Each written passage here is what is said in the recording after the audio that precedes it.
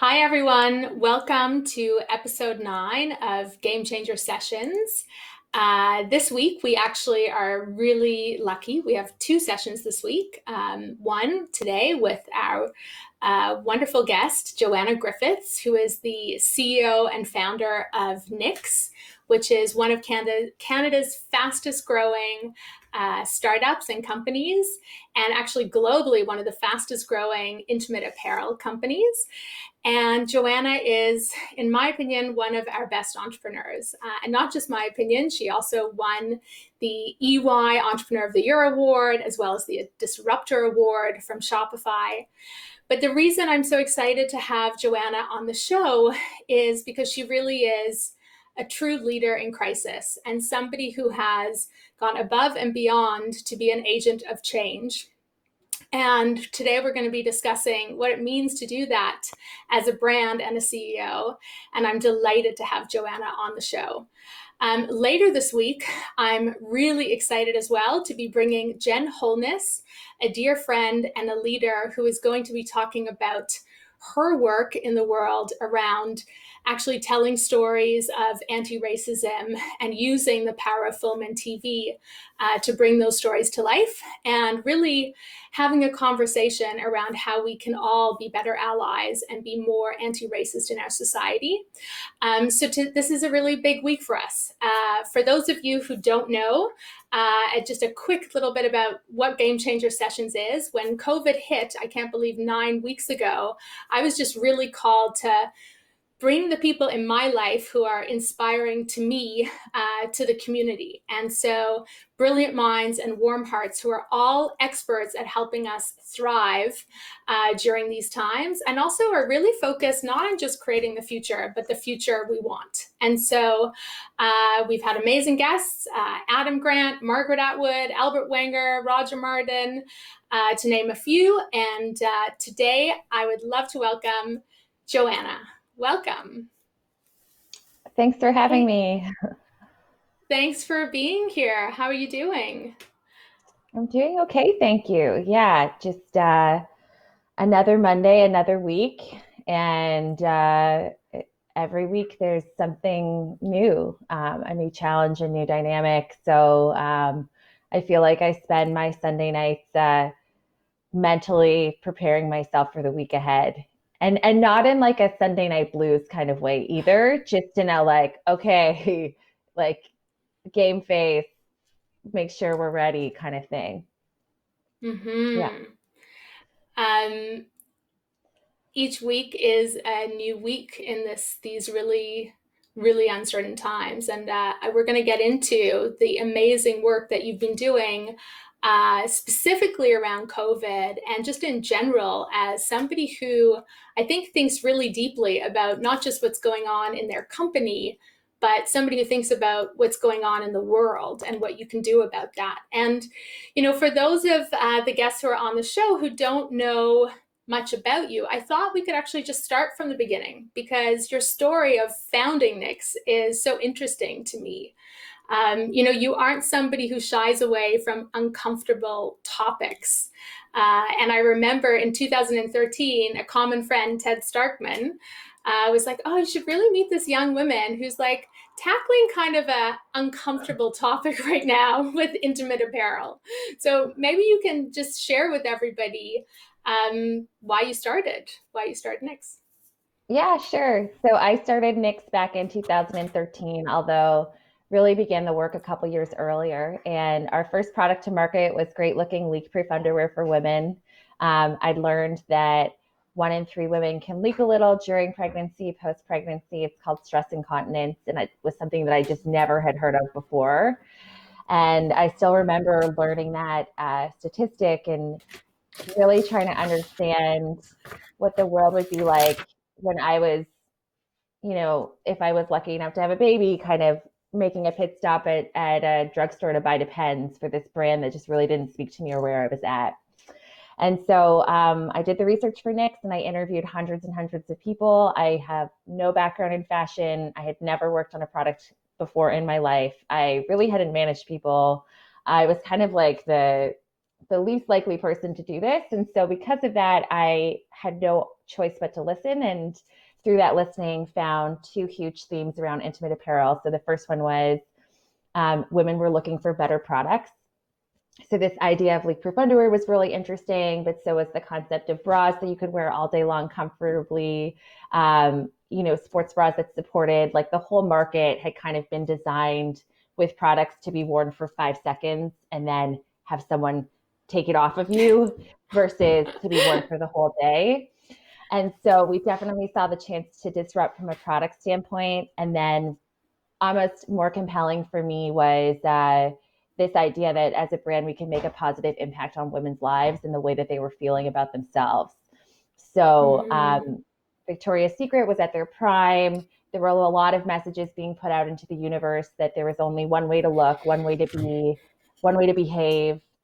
Um, and I just felt like a lot of the brands weren't speaking to me. They weren't honoring who I was as a person. And that was the feedback we got from so many people we spoke with. So we really set out to be a brand that was created to serve women and to understand who they are, what's important to them, and to go out and do it. So yes, first product, leak underwear. Yeah.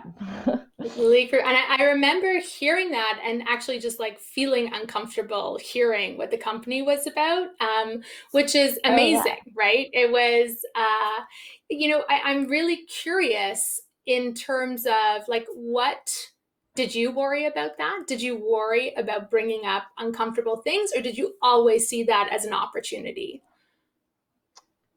Oh, no, I worried. I still worry about bringing up uncomfortable things. I think for me, with the start in a topic that was like really one of the last taboo topics at the time, although now we're learning that there are so many other taboo topics that, um, but it was really just interviewing all of the women and having them say, this problem affects my relationship. It affects my self-confidence. It affects my ability to get a job. It affects how my sexuality. Like, it was this huge thing where I felt like we had a product that could really help people, and an onus and responsibility to at least try and help. But it was scary, and we were really early, and a lot of people looked at me like I was crazy. So you just kind of become used to that. Like, you have to be comfortable, like, laughing at yourself and creating a space where people feel comfortable, and acknowledging that, like, just because my mom was a gastroenterologist and I grew up talking about a lot of these things, that's not the case for everybody. So Right. No, thank you yeah. for sharing that. And that's interesting about your mom. I didn't.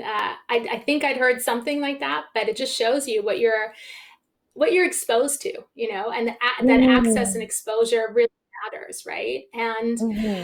I think, in planning for this week, I know I've been doing a lot of reflecting and a lot of thinking about uncomfortable things. And, we started last week's episode. We had Minister Baines on last week's episode. And I think the uncomfortable thing that I've been really, really focused on, as has much of the world right now, being focused on, is this really uncomfortable truth around systemic racism. And not just in the US, in our own backyard, in Canada. Yeah. And, this is one of those topics that is really, really important. And for many people, really scary and very uncomfortable, especially as, I will say, a white leader who has influence and voice. How do I address these topics from an authentic place and from a place where I can actually make an impact and have my intention equal that impact? And so, last week in the Globe and Mail, Masai Ujiri really inspired me personally to say, he made a comment and he said, so many of you are asking, what can I do? There is a sense of helplessness, but that must not paralyze us. Your voice matters, especially if you're a leader or influential figure, and especially if you are white. Leaders have to be bold enough to state the obvious and call out racism. And so a big part of my conversation with you is really around this topic. You have done this on certainly around allyship and anti-racism and more generally, but maybe you can talk to sort of how you think about being an ally as a brand and a CEO, for this Yeah, I think audience. one of the biggest things as a brand that I've always felt is that, like, yes, we sell products, but we've built this amazing platform and community, and we actually have built a very supportive community where people are really open-minded and they want to learn. And we've seen over the years that we have the capacity to help through storytelling, to share experiences, and to help people see a different point of view than maybe they saw before. And so um, having a platform is not something that I really take lightly. It's something that we've worked on for the past 7 or 8 years. And now that we have it, I always feel compelled that we need to use it to the best of our ability and responsibility. And that really means going beyond just selling products, but getting back to that truth that started us as a company, which is that no brand had really treated women as though they were smart, um, charismatic, multidimensional um, beings, and we really honor that at Nix. And so Mm-hmm. I think over the years we've learned that we do so much more than just sell products, and so it's our responsibility to kind of just to step up and say things. I also think that this, getting to the place where we were very, very quick to respond and share our commitment around Black Lives Matter, for us was a longer journey, simply because we'd first of all we'd seen what we'd done in COVID and the ripple effect that had on the rest of the community, and how it inspired so many other companies to get involved. And so we knew that when we stood up and said something, that people would listen, and we had to make sure that we were saying things with intention and a really big commitment. And then also, it just so happened that in the weeks prior, we'd launched our Nix Nudes collection. So it was our first collection of um, diverse shades that were inclusive of all skin tones. And so, as a company, we've been doing a lot of thinking internally, having a lot of these conversations, and creating a space where those conversations could be had. Where ultimately, it wasn't me. It was my employees who brought it up in a group meeting, and who were like, "Can we talk about this? What are we going to do about this?" And I think as a brand, Yeah. you serve your customers, but you also serve your employees as well. And so it's that balancing act of, like, um, wanting to make sure that we're doing what's right. Mm-hmm. So Joanna, I'm really appreciative of you bringing this up, and actually of you bringing up the fact that it wasn't you who sort of brought this issue to light. And not only did you acknowledge that on this conversation, but you actually went on social media and said, actually, I've learned something, this week around being a leader. And that post, I don't know if you want to maybe share a little bit more of what exactly it said in there. Sorry, go ahead. I'll let you do that. Yeah, sure. So I was just calling to attention. I guess this was maybe a week and a half ago, as we were coming out of a really intense weekend where I think a lot of us, myself included, was doing a lot of reflection and learning and going into the new work week. And just shared exactly what I just said, that we'd been having dialogues internally, and unfortunately, I wasn't the one who started them. I should have, as the CEO and founder of our company, as the internal leader, but that we can all be leaders within our own organizations right now. And it actually was a team member of ours, Sandra, who by her who brought this up and stepped up in a place where I had failed. And so I was just encouraging everyone to be the Sandra within their own organizations, because um, it's needed now more than ever. And Sure. so sometimes if we wait for the CEO or the founder to make the right decision, it's too late. So Right. we need to be pushed. We need to be pushed by our customers, by our employees, Mm-hmm. by our colleagues, our friends. And so that's what I was highlighting. No, and I thought it certainly impacted me. It made me really think about, okay, even though Game Changer is a really small organization, there's just a few of us who are putting the show together. How do I want to respond just in general, to making sure that I can be the best ally and that I can support, not just make sure that we're not racist, but actually support anti-racism. And more broadly, when you have a platform, it is a responsibility to Mm-hmm. to really make sure it's aligned with your value system. I'd love to hear from you. Maybe you can actually share what your commitment was as it regards to Black Lives Matter, and also share maybe there's a lot of leaders, and please ask questions. We have questions on our Zoom channel. Um, what does it mean to be authentic in allyship? And a lot of people are really scared about this. Like, I will say, even personally, I'm deeply aware that intention and impact sometimes aren't the same. So maybe you can talk to what authentic allyship looks like from your perspective. Yeah, so the commitment that we made and we shared externally on I guess last week, basically it's kind of like a three-part approach. So the first part is around an external facing donation. And so part of it, so in total, it's $100,000 donation, of which part of it is for an immediate use donation today, and then also an ongoing commitment in the future to continue to support Black Lives Matter, and in our case, fighting the maternal mortality rates that are so much higher, 3 to 4 times higher within Black women than they are within white women. So I think that that's one thing to think about is how do you think about the commitment that you're making today, but also be sure that you're following it up with an ongoing commitment so that when the conversation changes on social media, which it's going to change, that you're still doing the work. So the first part was an external a donation piece. The second part was a commitment to use our channels and our voices as a place to just spotlight the Black women within our Nix community, and there are many who were sharing and continue to share really, really important pieces of information and their personal stories, and to use our platform as a megaphone for them to kind of ideally connect through storytelling and help people see and grow and learn.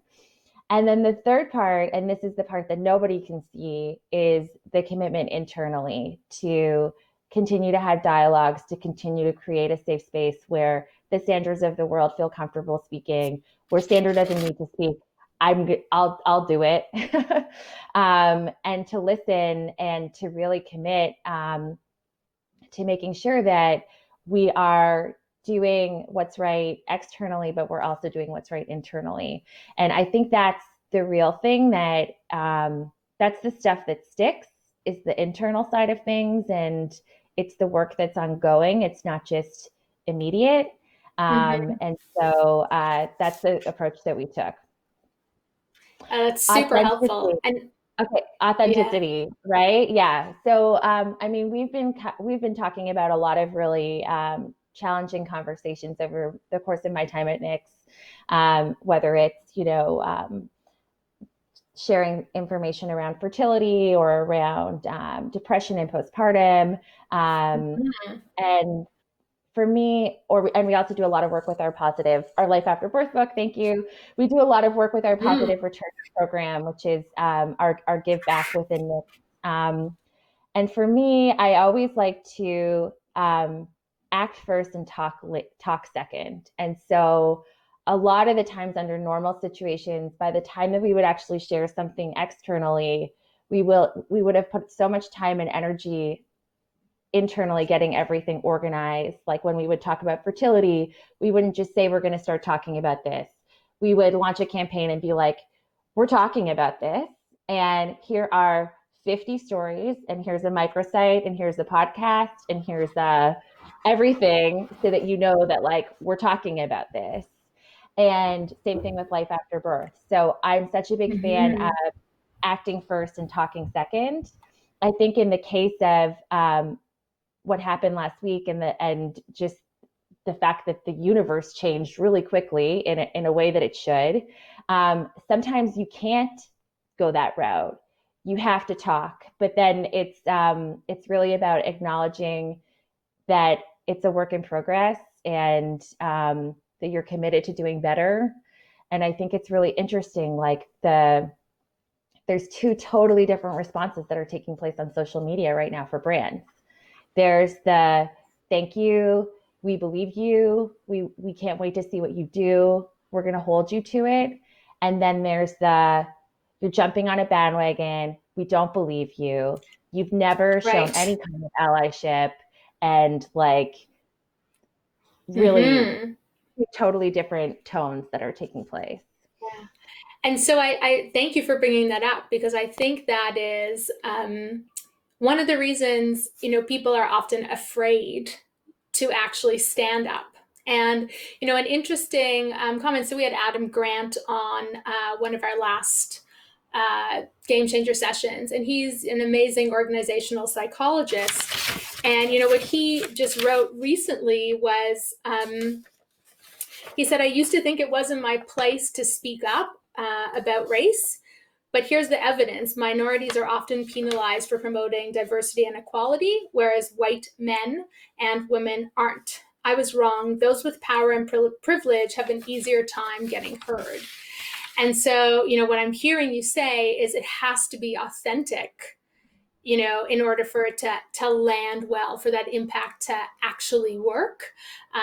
But the biggest piece, that I think you also said that I just want to like pull through because it's so powerful for me is this wasn't a one day moment where you're like, oh, I should start thinking about this. This was, weeks and weeks, if not years, of speaking to women around the things that, are barriers in their lives that they'd like to, actually resolve. And so I think just that idea that you can't actually have a one-off moment around this. It's absolutely something that is in the fiber of your brand, what your brand stands for. And so my Yeah. question for you is, how has like the role of brands and companies changed in society, in your mind? I mean, 10 years ago, we didn't see this kind of behavior. Can you talk about, the brands that are really resonating today, especially with millennials versus the ones that aren't? Because I think it's a bigger topic. Yeah, and it's changing constantly, which is really, really exciting. And I think it changed last week. I really do. Um, so I think part of it has to do with the fact that in the absence of leadership in the United States, people are looking for places and organizations to kind of step up. And just like a political figurehead becomes a household name, the Nikes of the world, I'm just going to use them as an example, but they're also a household name, and there's someone who's their brand that people look to. And so I think you're seeing a change in sort of brands parking exactly what you just said, which is this is uncomfortable. We shouldn't talk about this. This isn't our place. And instead are saying, if we don't talk about this, who's going to talk about it?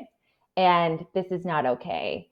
And so you're starting to see a shift. And I've been talking about this for a long time because it's really what I believe has been going on, and how I've built Nix is for a very long time, brands just tried to be aspirational. And so there was a period of time where aspirational only looked one way, and it was mega rich, white, very, very thin, and young. And that was aspirational. That was the image that you saw on like every single billboard and every single magazine.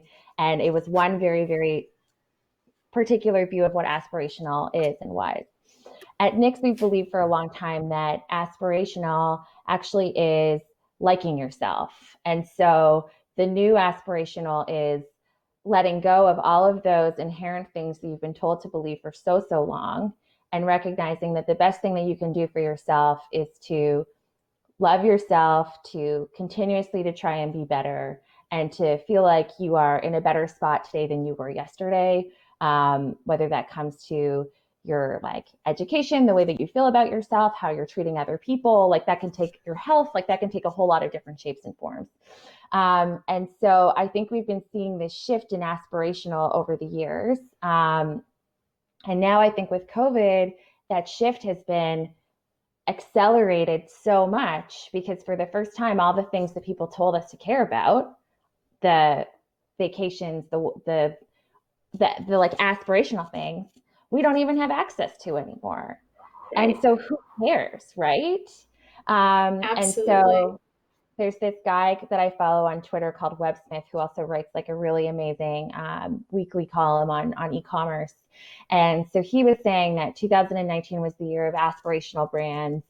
2020 is the year of inspirational brands.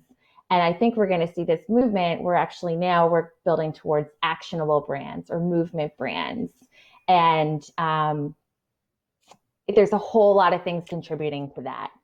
It's For also the sure. decentralization of media and brands now becoming media companies. And there's like a lot of different things there, but Absolutely. And I think that's a perfect segue into action. And, when COVID hit 8 weeks ago or 9 weeks ago, where we were all grounded in our homes and, our entire world changed, you really jumped into action. And I remember, immediately seeing you're not actually even focused on underwear or intimate apparels or women. You were actually now sort of championing, helping a very important cause, getting PPE to the right places and getting us supplies. So I was really taken aback by the measures you were taking in the most positive way. Can you just tell the audience sort of what you guys did and why you did it? And it doesn't really relate to the Knix core. So no, why are you spending your time doing that? Tell us more about that. I don't know because I'm crazy, I think.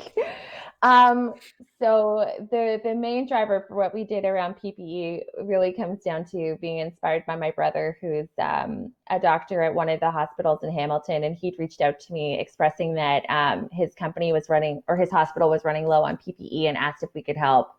And immediately I dismissed it and was like, we don't do that. What do you think we're going to do? And then after sitting on it for maybe an hour, I was like, well, let's just try. And so we tried and we reached out to our network. And the answer was actually that, yes, we would be able to source and supply PPE. And so I quickly reached out to anyone who would listen to me within the government or like the different organizations that I thought would be really interested in this piece of information. And I realized that they were interested, but this had come on so quickly that they were in no way ready to start thinking about procurement or buying, or that it was just going to take a lot longer. So that inspired my brother and I to, and Knix to start a PPE GoFundMe campaign that had very, very small ambitions. I think we wanted to raise $50,000. And with that, we also launched a registry component. So basically, any healthcare facility anywhere in North America could go in and fill this out and tell us what they needed and how much they needed and by when. And we would use what they shared with us and kind of weekly check-ins to dictate who got what supplies. So that was what we did for COVID and PPE. But And the can I launch, just make a comment? Because yeah, what I was so blown away by is that, you did that and you actually became a really important part of that supply chain. So if I read correctly, for 90% of the places you shipped to, you actually became the only PPE that they received. And so, I'm really interested in this because I think I just want to go back to a comment you made, which is in the absence of leadership in a lot of places, yeah. brands and CEOs are taking on bigger issues. And, what happens now? If that's the case, is this something that you continue doing? How do you contextualize that? Like, it's so amazing and it's such a critical role. And it's really, I'm grateful that there are entrepreneurs and brands like you in these moments of crisis. But what happens now? How do you think about that? Yeah, that's really interesting that you put those two things together because I said it kind of twice and I didn't even make the connection myself. So we did go on to, and we still are. We're delivering PPE every single week. So we've raised over $500,000. We've brought in, I think, I don't know, 600,000 masks and a few 100,000 pairs of gloves, and we ship every week. We've become the main supplier for every homeless shelter in the GTA. And I often find myself questioning, like, how did this get this way? You know what I mean? Like, how did we end up with like the largest needs assessment of PPE in the country? How did we like become this thing? And that was such a great lesson for me because I was really scared to post our GoFundMe campaign. I felt like I was overstepping into a space that wasn't my area. And believe me, I got told that. I've been told that numerous times over the past 2.5 months that I should leave it to the experts. And, oh, you well-intentioned young woman, you don't know what you're doing, kind of thing. I get those messages. Um, but I'm so grateful that I just decided to take action and said, you know what? For the first time, we don't have fucking time right now. Like, I can't wait to figure out if this is the right thing to do or the wrong thing to do because we don't have time. And I think that that really, really incited how we've been behaving recently, too. But I think that's just such a general theme about you, and something that for me has been so incredible to watch, which is let's just do the right thing. Some people are going to criticize me. Some people may not believe me. Some people may not like it's like the I'm not going to worry what people think piece that I think is such a powerful guiding motive if the intention is authentic and good, Yeah. and that's like, I remember even you went, I remember, because we had talked about being a mother in tech and being a mom in tech, and you were pregnant. It was probably like 2 years ago, and I remember having conversations with you about what it would mean to leave, and then next thing, I literally, like, I haven't even seen you since you had your baby, and you show up with an entire action driven program around postpartum with real stories from around the world, and it's the same theme, right? It's this, like, I had this experience, I want to take action, I'm not going to worry what people think, I'm going to do what I think is going to help. And you know more than anything, I just want to acknowledge you for that as an entrepreneur in this ecosystem, and also just learn from you around that inner critic who sometimes is like, is it my place to do this, which you seem to just like power through over and over Oh, again. it's math. I'm always terrified. I'm always terrified. But I've learned that the times that I'm the most terrified lead to the best result because I'm doing something that makes me very uncomfortable. And it's, to your point, it's often driven by me seeing something or understanding a point of view that I didn't, oh, my eyes being open in a way that they weren't open before, and wanting to open other people's eyes. And so I always get scared though, every single time. And now the only difference is that I'm learning that it's usually right. Sometimes it's wrong, but and so to be more confident in taking those bets and in our place in doing that, and to not care if you offend a couple people in the process, because oftentimes I'm offended, like I'm offended by the fact that I didn't know, like nobody talks about these things, right? So Right. I think I don't that's know. super powerful. And let's go deeper into what it means for you to be a leader in this crisis. I know, I want to talk about that in the context of Nix, and specifically what it's like to run a company virtually. And certainly, I know you both have like retail locations as well as online locations. Can you talk a little bit more about some of the key um, the key things you've had to kind of address internally leading through this crisis, above and beyond just what you're doing in society? Yeah, I think the first thing to address was how do you make people feel at ease and certain when there's like so much uncertainty? And how do you make a team feel connected when they are further apart than they've ever been and create a space where people aren't worrying about their jobs or whatever it might be because there's so much fear going on around the future. And so that was the first kind of step to overcome. And Mm-hmm. I think that one of the big lessons that I've learned over building Nix, and I have not always gotten this right, I've actually gotten it wrong a whole bunch of times, is that a company, yeah, it's a brand and it's an ethos and it's a founder and it's all these things, but it's also the team. And the team are just, we're all just people and we have feelings and we have fears and we have emotions. And so, how do you create a safe space where people feel empowered to be able to voice their concerns when it's a very concerning time? So, that was kind of the first Mm-hmm. thing to move through. And then, how do we navigate doing good while also doing good, I guess? Yeah. So, Yeah. like, yeah, Or just like how running to, a business, right? Like you've got so much that you're wrestling with even internally, closing stores, driving up your e-commerce. Like, how do you kind of manage all of it internally? Um, we talk a lot. I mean, we do kickoff Mm-hmm. meetings every single morning at 9:30 that I lead, and we've been doing those since COVID started.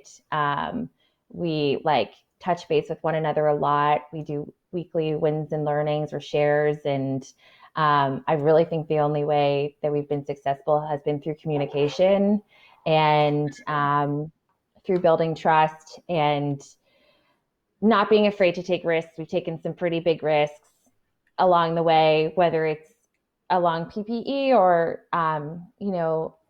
doing an online warehouse sale or like all of these other small examples, like a Mm-hmm. socially distanced photo shoot, launching a swim line in a pandemic, like, all of these things that like at the moment felt really like, okay, let's try. But, and then, and just working our way through it. But it's been really hard. I'm not going to lie. And I think that the way that I deal with stress is very different than the way that other people deal with stress. So I deal with stress by kicking into like extreme overdrive and doing like a lot of things and not really giving myself the space to kind of think about what's going on or process it. And that's what you saw with our PPE campaign. It's what you saw with like this female empowerment project that we've been doing. It was just like I kick into overdrive. And so one of the challenging things for me has been learning that just because in a stressful situation, I go to an 11, some people go to a Mm-hmm. 2. And like Right. that is okay because that's how they deal with stress. And so learning to navigate through that too, has been a Mm-hmm. big one for me. For sure. Actually, you brought up something that I wanted to dive deeper into. I know, in addition to you doing all these amazing things, you started a mastermind group, which I think you were just referencing with our mutual friend, Michelle Romano and Sophie Trudeau. And I think the mastermind is for women entrepreneurs during this time. Tell me more about, why you did that, and also sort of what's the broader sentiment around female entrepreneurship during this time? And do you think there's a difference in gender as to how we're responding to this crisis? It's a lot of Yeah, so questions. it's a lot of questions. So we did start a group. Sophie's not a part of it, but she's welcome if she wants to join. But it's Michelle, Jessica Mulrooney, and Melissa Leong. So there's 4 of us that are doing it, and it started really innocently. Jess Jessica had posted on Instagram back in February that she wanted to take 10 female founders out for dinner and just help them. And I'd seen that and been inspired to do the same thing. And so we connected. And initially, we're going to do that dinner together, but then obviously dinner is no longer possible. So decided to take it online. And it's turned into this really beautiful thing where we've mentored, I think, over 50 companies over the past several weeks. We do Zoom calls every Sunday night and just talk for 3 to 4 hours and understand what people are going through and give feedback and advice. And it's been a real light for me, and I think for all of us amidst what's going on. But what have I seen? I would say that the biggest thing that has been a really pleasant discovery through all of this is that every founder that we have worked with, it doesn't matter if their business is booming because they're in e-commerce or if they own a fitness studio and they've been closed for 12 weeks and aren't sure how they're going to pay rent next month. Every single founder that we've encountered has had this commitment to give back and do good and to try and be a positive force within a really difficult time. Mm-hmm. And so that just restored a lot of faith for me in terms of the entrepreneurial spirit and how important it is to have more female voices, because I do think that we are inherently wanting to be caring and nurturing and empathetic and make a difference. So that's been really great. Likewise, I'd say the biggest theme is this concept of like survivor guilt a little bit. So people feeling apprehensive about succeeding in the midst of so much pain, Mm-hmm. which I So think is very much good insight. female too, to feel that Yeah, way. for Don't you sure. think? Yeah, I think so. I think so. 100%. So first of all, I'm mortified over my mistake on Jessica Don't versus Sophie. worry. So Oh my goodness, apologies. don't So worry. apologies for that. I just think, I'm a part of a mastermind with some entrepreneurial women too, and these Zoom calls for me have Yeah, been such a gift. It's such a gift to have this small group learning experience from each other, and I think it's just human connection, like being able yeah. to have like a human connection with like-minded people who want to do good, as you say. And I'm curious, you didn't answer specifically, but do you think it is a gender difference around how women respond to crisis right now, or is that not your sort of experience, or how do you think about that? I don't know enough. I mean, to be honest with you, the group that I've been surrounding myself with have all been female founders. And so I'm seeing that as a common trend. But I've Mm. also been really inspired to see male leaders at companies like Endy or Inkbox or Jeweler also step up and sort of do their part. Mm-hmm. So it's hard for me to know exactly. I think what I do know is that we've never needed entrepreneurs as much as we do right now, because the way that Mm-hmm. we're living, the things that we're talking about, the way that we see the world is changing. And we need new voices and leaders who also want to be a part of that change. Absolutely.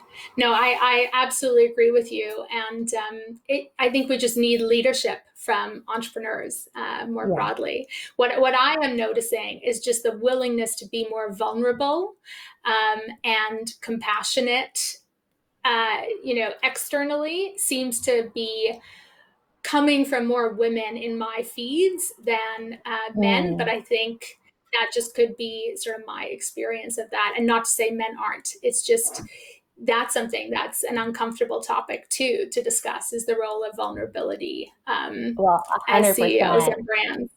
Well, Mm-hmm. we've been allowed to be vulnerable in a way that Right. I think, I'm not a man, but I have three brothers and I'm married to a man. So spend a lot of my time, and it's a totally different level of expectations. Like, we're allowed to be vulnerable. We're allowed to cry. We're Mm-hmm. allowed to say, I feel this, I'm sad. And historically, men aren't. Right. But that I think is changing. I think that's going to change as well. Modern day masculinity, it will change. Absolutely. Hmm. This has been amazing. I would love to end my questions. I've got a bunch of questions on the Q&A, and I encourage people to ask them more if you have any. But just with, a question, some advice. When I think of founders and CEOs in this country who are building brands with both profit and purpose, Hmm. and are really, elevating their role to being true, authentic allies around issues in society, you are top of my list. And so just to end this conversation, what, what's your last parting words, last piece of advice that you would give people who really want to be doing more around allyship? And specifically, I mean, this week we really are focusing on how we need to do better internally and externally around allyship and anti-racism in particular. Any last words of advice on what you've learned from being what I think of as the icon in this? I think like it's never too late to start. And so it's an ongoing journey and process, and it's never too late to start. You can start in really small ways. Certainly at Nix, we didn't start by making $100,000 donations. We never would have been in the position to do that. But we did that by respecting our customers and reflecting them in our marketing and sharing their stories. So there's a lot of ways that you can contribute. And I also would say, do it. Like, if you have that urge inside of you to create a company that does more than just sells things, then absolutely do it. Because for me, it's been instrumental in building Nix to where it is today. I would have walked away probably if I hadn't done that, because it just is too hard. Or I would have sold the business, because all I would have cared about was like making a buck for myself. And so I say, do it. I'm such an advocate. I love that. Such a great way to end our conversation. I'm going to ask, there's a few questions from the audience, so let me go to those. So the first is, hang on one second, just getting to the top of them. Do you have a clear diversity and inclusion policy internally, and how important do you think it is for companies to implement one? So I would say at the moment, no, we don't have a clear policy, but I'm learning that we need to. And so I think that it's always really important to hold yourself accountable to really giving space to thinking about where are you today and where do you want to be. And I think this is true of like any part of your business, whether it's like how many customers do you have, what products are you selling, like what's your revenue, but certainly around what's your team makeup, and are you making your employees feel comfortable. So it starts with where are we right now, and where do we want to be, and what are the goals and steps that we're going to take to get there. Because if you don't break things down, from my experience, into steps and tactics, it just doesn't happen. No one wakes up in the morning and runs a marathon without committing to the training and the work to get to that place. And so I think it's really, really important. But I think that too, that it can sound, there's two things with this. Like, number one, it can sound really, really intimidating. And I don't think that it has to be, because I think it's just that. I think it's making a commitment and making sure that you're listening and you're making space and you're taking the steps. And then number two, we talked about this internally and announcing that. And I think people just have so much baggage around diversity and inclusion policies, committees, because they've existed for a decade and it hasn't gotten us anywhere.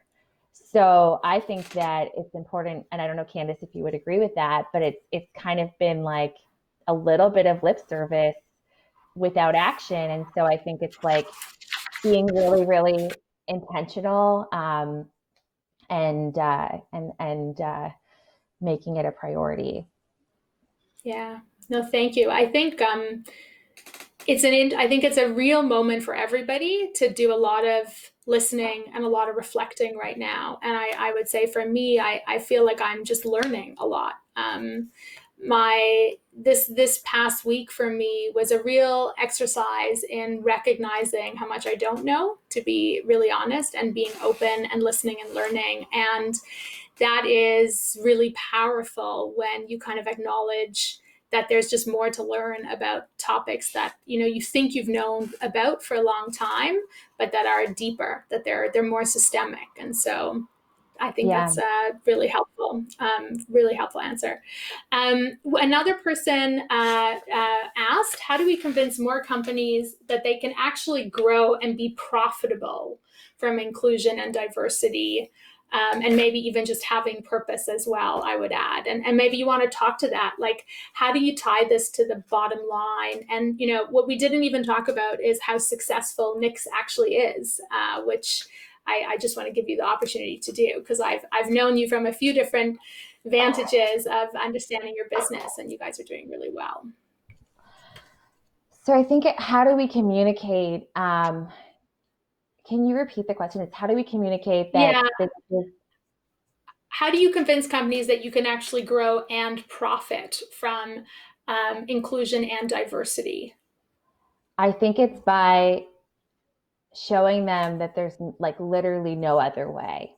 And so it's putting the hands back in the power of the consumer and recognizing that you have all of the choice as a customer as to where you want to spend your money, who you want to give it to, what brands you want to see move further versus what brands you want to see have take steps backwards or double check their business processes.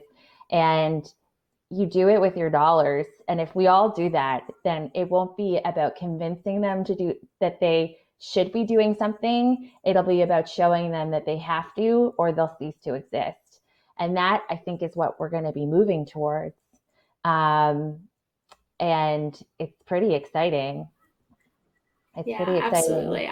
Yeah. I mean, you're seeing it today with just the amount of people who are choosing to not support brands who aren't living in alignment with their values or around inclusion and diversity. So I'm really encouraged to see that people are really realizing that how you spend your money actually matters versus, previously, I think there was just more of a disconnect. It felt less penetrable before.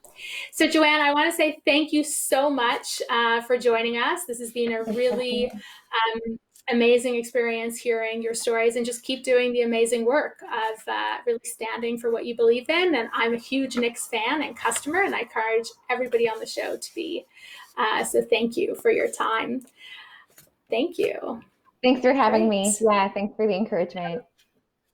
Thanks so much. So just to wrap up, guys, this is part 1 of 2 of Game Changer sessions this week. I'm really excited to have the award-winning producer and screenwriter Jen Holness, who's the president of Hungry Eyes, speaking with us on Friday, where we're going to have an amazing discussion all about Jen's experience through COVID, the power of stories and film and TV, and actually helping with people understanding issues of race and oppression, and how to be an ally and anti-racist in Canada specifically. So looking forward to Friday's session. And I want to say a huge thank you to the amazing people who make this series that we put together for COVID happen. So our production partner, Either Live, executive produced by Corey Marr. Special thanks to Marone Tadas. And I also just want to comment that one of our fans and a friend noticed that I had not the nicest piece of art on my wall. And she was like, I really want you to put this on your wall for Game Changer sessions. And it's awesome. And what it actually says is against the odds, like engraved on the on it. And this is Lindsay Holland. She's an incredible artist in Toronto. So thank you, Lindsay. And we have phenomenal live stream partners: CBC Toronto, CIX, Toronto Life, Talk Boutique, Artery, York University. Thank you so much. I know these stories of game changers and people who are really helping us thrive during these times and are focused on innovating and creating the future we want are stories that a lot of people want to hear. And thank you for being our partner in putting them on. Hope everyone has a really great week, and see you on Friday. Thank you.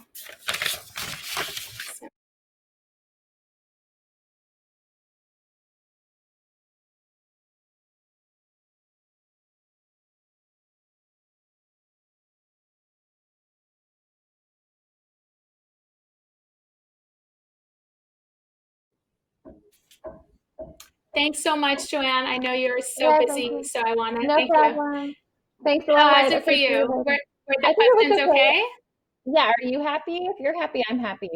no, I Okay. thought it was really good. I thought it was Okay. awesome. Just keep doing the amazing work. Okay. Okay, thanks a Talk lot. soon. Bye. Ciao. Bye.